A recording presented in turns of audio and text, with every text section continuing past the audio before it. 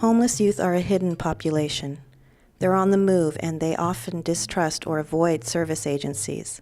This makes it difficult to count homeless youth and even harder to ask what kind of support they need. Homelessness is often the focus of policy discussion, but the unique needs of homeless young people do not get the same attention that adult homelessness gets. In 2006, the California Research Bureau partnered with the California Council on Youth Relations to give homeless youth a voice in developing effective policies to prevent and curb homelessness. Previous research on homeless youth has sampled shelters and drop-in centers, leaving out the many homeless youth who do not access services. We wanted our research to be different, so we hired homeless and formerly homeless youth to do the interviews, hoping we could reach beyond the shelters and drop-ins. To make sure we heard from young people who weren't reached by previous studies, we defined homeless as anyone under the age of 25 who doesn't have a stable or permanent address. We wanted to include the invisible homeless population, those who couch surf or stay in hotels but share the same challenges as those who sleep on the street or in shelters. I've lived in churches, I've lived in chicken shacks, I've lived in cars, I've lived on many carpets, many sofas. Our team of youth researchers interviewed more than 200 people in 28 California cities. They asked how their peers became homeless and what they need to improve their housing situation. They asked questions like, how do you feel you are perceived on the street? What do you need to stay mentally healthy? Who do you rely on when you need help? As well as questions about law enforcement, education, and why they do or don't access services. An advisory group of young people in San Francisco met weekly to talk about the research and develop real policy recommendations. And our research team led 6 seminars in Sacramento to discuss the research findings in more depth and talk about solutions. From the research and policy seminars, we learned that contrary to stereotypes about homeless youth, most young people do not choose to leave home. They are pushed out. Either they're kicked out or family conflict forces them out. 95% of the young people we surveyed said the breakdown of family relationships was the primary cause of their homelessness. The National Alliance to End Homelessness look at family failure or system failure as the major causes of youth homelessness. About 70% of these young people told us that they had been victims of child abuse or neglect. Young people have experienced a huge amount of trauma at home or in the foster care system, on the street, and in the community where they live. My mom married a guy that was in the military and he would beat the crap out of me. And I got really sick of it, so when I was 12 I left and I couch surfed for like a year and then lived on the streets. I love our homeless for one reason or another. Myself, which was because of domestic violence. It starts with your family. If your family don't take care of you, then you're basically homeless. When I was 12 years old and I had been kicked out of my home for being out of control because I fought my stepfather who propositioned my sister for sex. When I asked them since when they became homeless, someone would say 15 years, 20 years, and I'm like, oh, you're just 21. And they say, well, since I've been in the foster care, that's when I became homeless. The responses, once they turn 18, that they're in the foster care system, they have to move out on their own. And some of them don't even have all the skills in life to, be on their own. Once I got into foster care, I used to leave all the time. So I would pretty much just go back out, be homeless again. Why? Because I can't sit in someone's house, like a group home or a foster home, with somebody that I know don't care. It always boils down to the family, like you end up in foster care because of the family. Lesbian, gay, bisexual, transgender youth, they're not given that choice. Most of them are thrown out once they come out to their primary caregivers. They're out there, deciding that they want to transition and go from male to female, and they have nowhere to go. And we may or may not be doing a good job of reaching the kids in the system, but there's another cohort of kids that are not in the system at all, and how do we reach them? We need to start serving people that's not just in the system. Do expect youth to go outside, start robbing people, fighting people so that we get into the system, so to get some help. Kids who are homeless really are the same kids in the foster care system, except that they either got missed by that system or opted out of it. In other words, they're the same abused and neglected kids. Our first recommendation: Extend the support services created for foster youth in the last decade to the wider transition-aged youth population. I'd say the worst thing about being homeless is pretty much losing yourself. Like a lot of your identity. You pretty much walk around the street. I find myself walking to the point where I fall asleep right where I was. A home and food and clothing and all those basic resources is mental health. Those things are an intervention in and of itself. I went downhill from there. Like, I started prostituting and selling drugs. I knew this isn't what I wanted to do for the rest of my life. And I just, by that time, I just didn't know what to do. I didn't know how to get out of it. These young people aren't experimenting, they're self-medicating. Their trauma histories are long and severe and intense, and they're doing the best they can do just to get through that day. I ended up having to do sex work, which was something that had went on with a lot of my friends in Hollywood who were going through their transition, and it was very, very common, you know? And I could not do that sober. Ask anyone why they started using meth, and it was because I was victimized on Thursday night when I was sleeping, and I didn't want to be victimized again on Friday, so I stayed up, and the only way that I knew how to do that was to use. What you get a year after, 2 years after, is you get increased issues with mental health issues. You get increased substance abuse issues. That really is self-medication. You get all of the things that young people may have had small problems with as they're transitioning out. If you wait 2 years until they actually become homeless, those small issues become large issues.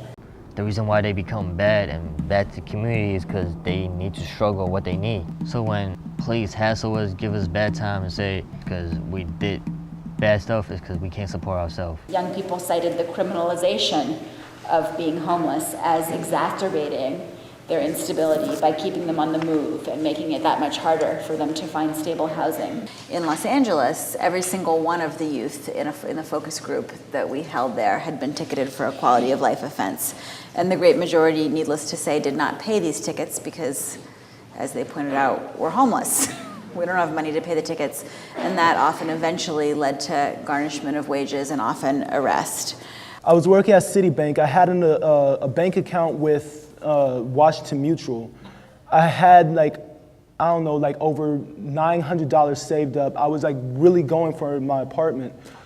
And, pretty much, sleeping on the streets and stuff, I kept on getting these tickets. Now, I can't pay these tickets because I'm trying to save my money. It's like $250 tickets. Now, the courts, they decided to send it to collections. And the collection, they start meddling in all your stuff and find out where all your money is. They got into my bank account and garnished all my wages. According to some research by the National Coalition for the Homeless over the past couple of decades, the trend has been towards using the criminal justice system and away from using systems such as mental health and social service. A lot of people think being homeless is a crime when in reality it's not. It's something that just happens, I guess. Something that could be changed in the politics of dealing with homeless youth is a lot of police treat homeless kids like they're criminals and they're delinquents, and they're not really. Most of the time it's not really their fault that they ended up where they are. They're just a victim of circumstance, and I feel like a lot of the police should be trained not to treat these kids like criminals, but to treat them like people that have been used and abused. Our second recommendation: undo the criminalization of homelessness. Because we get a lot of training on how to deal with the criminals. We don't get a lot of training on how to be compassionate and empathetic to the situations that we run into with the juveniles on the street as first responders. It disturbed me that that's how we're being perceived. And when I read that, I looked back and says that has to be our communication skills. And they're not really a help. I think they could be helpful, if they knew about the resources and they knew places for the homeless to go, instead of just going to the homeless and saying, get off the street, or if I see you out here again, I'm gonna arrest you. When the pimp that had kidnapped me was pulled over and I was taken out of the car, the back of the pimp's car, and put in the back of a police car, handcuffed, arrested, and taken to juvenile hall. Nobody asked me what had happened to me over those 10 days. When I got taken to juvenile hall, That police officer that arrested me assumed because I had a record that I was a criminal. And I spent the next 30 days suffering. Build a communication with the child, find out what the problem is, and then you can find a solution to stop the runaway cycle. Our third recommendation. Train police to communicate effectively with young people in crisis on the streets. And then right when I'm released, I'm on the streets, you know. I have nowhere else to go. I end up downtown of all places. So right now we're on Wall and 5th, if I'm not mistaken. Pretty much this is pretty much where a lot of the cops drop off, you know, a lot of the older homeless people. But a lot of homeless youth don't hang out down here just because it's just really dangerous. Interestingly, although there's a very high level of victimization among youth on the street, not a single young person out of 200 plus that we surveyed reported ever turning to the police for help. I've gotten, I don't know, like 3 sleeping bags stolen from me since I've been on the streets. We should call the police department, but we don't because we're like, we already know who's going to come out, we already know what division is going to come out, and we're drug addicts, we're dope dealers, we're prostitutes. We have no right. Our fourth recommendation. Make it safe for homeless or criminally involved youth to turn to the police for help so they can end the cycle. Undo the criminalization of homelessness. Train police to communicate effectively with young people in crisis on the streets. Make it safe for homeless or criminally involved youth to turn to the police for help so they can end the cycle. This is my criminal court, and that's my public defendant. And this is my school record. As you see, I think I'm a good student. I think I have an ability to be successful, but it's just that I make the wrong choice. My school stuff for psychology, sociology, and speech. Over 90% of the youth surveyed had a specific career goal and made it clear that they saw education as their way out of homelessness at the same time that their homelessness is a barrier to their education. One young man in our group was talking about he was getting in fights all the time. He was actually getting good grades, but he kept getting expelled for fights, and he was getting in fights because he was under so much stress because of the instability of his housing with his mom. You're moving from school to school to school. You don't have a solid friend base. You're very insecure in your peer environment, and that also impacts both your performance in school and in class and out of class at school. Because of the mobility that happens when youth are homeless, they have big issues with credits. Particularly high school students have big issues with credits because they might get a few credits from another place, but the place they're at now doesn't want to accept those credits. And I don't know if anybody in this room would show up at work and do your work all day long if you knew you weren't going to get paid.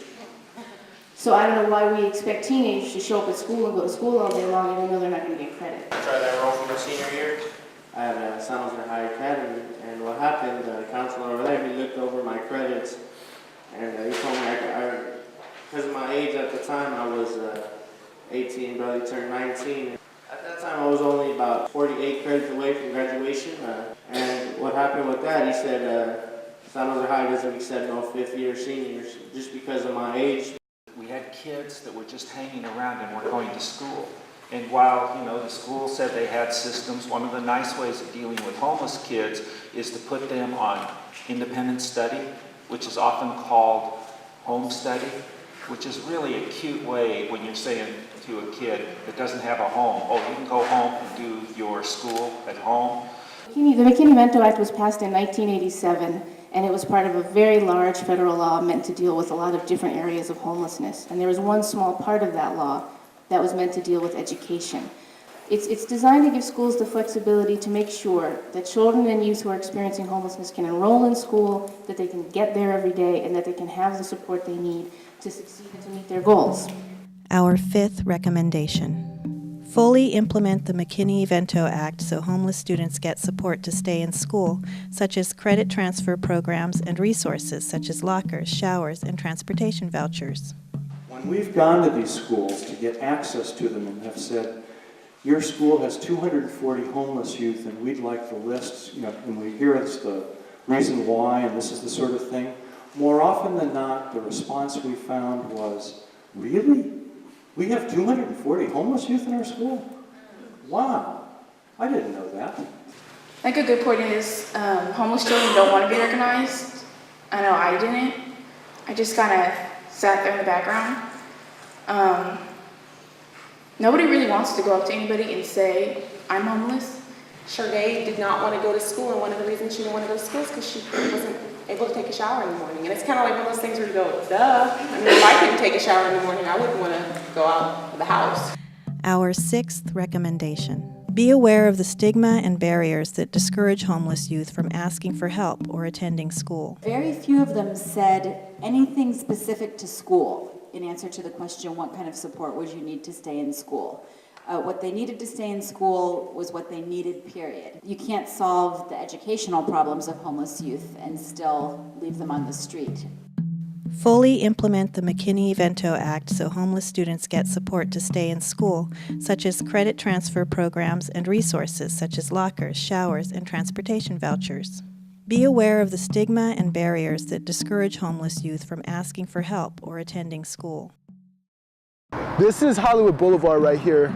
This right here over here is my friend's place. Pretty much that's like, where people get showers and stuff, and it's supposed to be like a safe haven, an opportunity to get off the streets. What we found in our research, I think, really challenges us to look at some issues in how services are organized and provided and not put the onus for the disconnect entirely on characteristics of the young people themselves. We had a kid who could sleep at the shelter 3 nights a week, but 4 nights a week he had to sleep at the train station because those were the nights that he was working. And he got home too late from his job to go into the shelter. There needs to be some more 24-hour drop-in centers. There are a few out there, but those are mainly for adults. A lot of the organizations were Christian-based. They were run by churches, and because technically I wasn't female, they wouldn't put me with the females. And because technically I looked like a female, they wouldn't put me with the males because they didn't want to assume any liability for that. We heard from a number of young men who were in domestic violence situations where they had, dad was beating up mom. They left together, but a 15-year-old boy is not, although this isn't official policy, over and over we heard those guys are getting kicked out of the shelters because they don't want a teenage boy in with women and children. I think in our continuum of services in Hollywood, we have really tried to stay as low barrier as possible because we recognize that many young people have had really poor experiences of both adults and other service systems, and that having to go through any formal routine could be an obstacle. Our seventh recommendation. Design shelter rules around young people's needs for stability, not institutional needs. What I really heard from kids is that this experience of being judged in a shelter or a drop-in setting or kicked out was traumatic because it often mirrored that initial experience of being kicked out or rejected in their home of origin. All these kids are getting exited from programs because they're just exhibiting normal consequences of trauma. When your therapy is cut off repeatedly, when you go through 7 therapists and you have to tell your story over and over, it actually, unfortunately, goes from being helpful to being a re-traumatizing experience. Lots of clinicians enter the work and they don't really understand either. They have this idea that you need to tell me your deepest, darkest secret the first time I meet you, or we're not developing a therapeutic relationship. And instead of, thinking about what this experience and just playing basketball a kid or walking around a block. When you're a kid and you're homeless, and you're trying to be normal, you don't open up so much because you don't want the pity party. You want to be self-reliant and to show people that you could do it on your own. Our eighth recommendation. Ensure services do not mirror the trauma young people experienced in being pushed out of their homes. Those who talked about why particular services were helpful consistently underscored the importance of personal relationships. Whether they were seeking food, shelter, or medicine, a personal relationship was the door to those services. And my friend's place was one of those tools for me because I was able to establish relationships. There was no judgment about my drug usage. There was no judgment about my transgenderism. It was a safe haven. Ignorance wasn't tolerated there. We feel like line staff are the people who have the most contact with young people. They get paid nothing. You know, the good ones go back to graduate school because they realize, oh my God, I'm not prepared to do this work. And the other ones, you know, may tough it out, but we lose people. There's about in the network, you know, 50 to 100% staff turnover in a year. And the staff turnover of adults in the system, when it's not handled gracefully, just replicates the trauma of their severed relationships with their parents. And it's not that we as adults can't move on with our jobs, just as, you know, Stanley was talking about, but it's really about how the organization, how the system, how the agency, how the individual adult handles that transition. We need to incentivize the people actually coming in working with our people the same way the highest earners in our society, the doctors, the lawyers, they get incentivized to go to school. Our 9th recommendation. Trusting long-term relationships between staff and youth are the key to successful programs.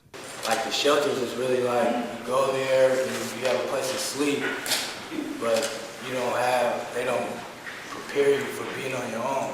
Because a lot of people have a room for the night, whether it's in a family situation that's volatile, in a shelter, in a friend's sofa, in a squat, but what does it take to get permanent housing? The type of model that we provide is a model that is really a permanent housing model with what we call transitional services. The key to housing for this population, for youth, is to have the important support services connected to that housing. This place here, it helps you with your GED, you could get a job, you could shower, you could do your laundry, you could get clothes, you could get case management, you could get legal aid services. We do have some funding to provide shelters and transitional housing and permanent housing, but what we're really hearing is we don't have those kinds of linkages for the wraparound services that are really crucially needed to make these services work. Our 10th recommendation. Young people need more than a place to stay. They need support services and help finding permanent housing. Design shelter rules around young people's needs for stability, not institutional needs. Ensure services do not mirror the trauma young people experienced in being pushed out of their homes. Trusting long-term relationships between staff and youth are the key to successful programs. Young people need more than a place to stay. They need support services and help finding permanent housing. Despite the stress young people encountered on the street, respondents to our survey had great aspirations for themselves. In 5 years, I see myself halfway done with school, very stable in my housing situation, very stable in my financial situation, and just thankful for everything I have. I see myself in a house, taking care of myself and going to work. Truth is, I just want to be a family man. I have a steady job, I'm working, everything's going really well. I have an opportunity to move out on my own and start my own life, begin fresh. And trying to do that, there's a lot of things that I didn't know were necessary. Just basic things about getting an apartment that I had no idea about, like, say, first, last deposit, co-signers, things like this that I've never even heard. Sometimes it's not these large housing programs and enormous amounts of things. It really can be, for him to get his apartment, it's just first and last months and maybe on a security deposit or first 2 months so he can be on his feet. A lot of the homeless young people want the same thing, just to be normal young people, just to have a job, have somewhere to live, just have stability. For me, and I could tell in a lot of the interviews, was that what it boiled down to was stability. A lot of the kids just don't have the means and don't know how to do it, and if they did, they would. Hi, this is my apartment. It is a 1-bedroom. It used to be a steel factory, and then it turned into an art gallery, and then it turned into an apartment. And now it's my apartment. Having my own place is great. It's amazing. It's the best feeling ever because I get to control everything. I pay rent, I clean it, I do everything that I have to do to keep it up. I'm glad that it's all in my hands now. To end youth homelessness, ask young people what they need to stabilize. Build relationships with them and stop punishing them for what has gone wrong in their lives. We are asking educators, service providers, and law enforcement to open doors for the 90% of homeless youth who told us they want to change their housing situation. What we see often, and this is why we need to invest in these young people for the long haul, because it's not just getting that apartment or getting that job. That's when life gets scary. When you have something to lose, life gets really scary. I'm still afraid that one of these months I'm not going to come up with rent and we'll get evicted and or something.